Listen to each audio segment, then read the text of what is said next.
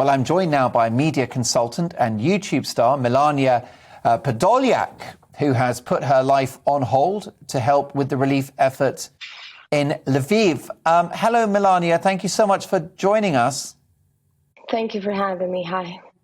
Can you tell me what the situation is where you are at the moment?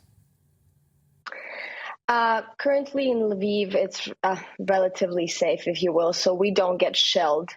But we face a different kind of challenge. We do have a fair amount of displaced people trying to flee from Kharkiv, from Mariupol, from Kyiv and whatnot. So local government has been trying to provide some temporary shelter while these people find a place to live, and also while they choose whether to go to the border crossing, to evacuate to Europe. Melania, do you have a plan if things get worse where you are? Would you leave the country? That is not an option I'm currently entertaining because I'm needed here. I'm in constant back and call with our troops. Some of them are my friends. Some of them are in active combat. So I'm needed here. We have this kind of logistics chain here that we help purchase, procure, and send military aid to Kyiv and other regions. So for now, I don't think I will be going anywhere. Of course, there are certain risks with that, meaning that if things were to be worse here, I would probably be in danger. However, as long as I'm needed, I'm staying. Melania, clearly it's an awful situation. It's a humanitarian crisis. It's an appalling act of aggression by Russia. What is the mood of the people around you, the Ukrainian people, locals? Everybody who's actively helping and everybody who knows what to do, they're very calm, cool, collected. The morale is very, very good. Those people who evacuate, sadly, it's a different, entirely different story. However, that can be understood. These people have suffered things that I wouldn't wish upon an enemy. But other than that, people who are active, people who know what they're doing, our military, everybody has, we had this kind of a little bit of a dip emotionally on like 5th or 6th day of war. That is completely understandable and everybody's exhausted.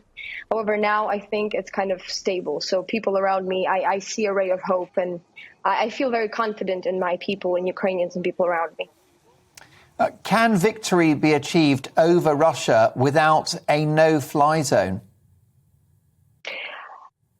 Of course, but Ukraine has shown a tremendous amount of grace, and our military has been outstanding. We are dealing with this very well, in my opinion. I'm not afraid to say that it just so seems that we have one of the strongest militaries in Europe right now. However, our military is still not large enough. We need air cover. It's not about our troops. They're good at fighting, militaries. However, we need to protect our civilians. Houses are shelled. People are dead. Children are dead. Infants died from shelling. We need that no-fly zone, or at least we need planes to help us figure it out on our own. But it's just, it pains me to talk about this, since we have been warning everybody about Russia for 8 years. And we have been asking for support. And then when they started bombing Kyiv, everybody got their senses for some reason. And now we're doing the same. We're telling everybody what we need because we know Russia. And it saddens me that this decision it takes way too long. Our civilians are dying because Russia doesn't care about civilians. I hope everybody understands this at this point. Are you persuaded by the argument that if the West were to police a no-fly zone over Ukraine, it would effectively start World War III? World War III has already started. We have Belarus involved in this war now.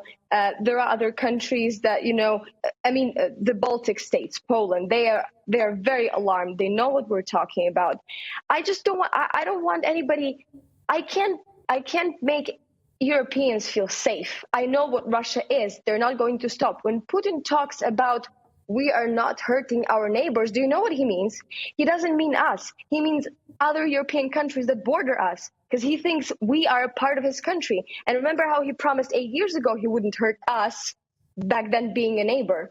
I cannot guarantee, as a Ukrainian and as a person who knows something about something, I cannot guarantee to anyone in Europe that you are safe and that you are not involved, sadly. And everybody in Poland, in Latvia, Estonia, they know what I'm talking about. So this is very important. Putin is undermining the security architecture of the entire world now. I'm not just talking about Europe. So I think West should get involved. I mean, how many Ukrainians have to die in pain? How many infants have to die for people in NATO to understand that, this isn't just some, a coin you can toss to Russia. I hope somebody gets involved, because Ukraine has been incredibly great at fighting Russia back. Imagine what we could do together. Imagine we could put them back where they belong. But it feels, again, that nobody's listening. And we've been warning for years. That's my biggest concern. Melania,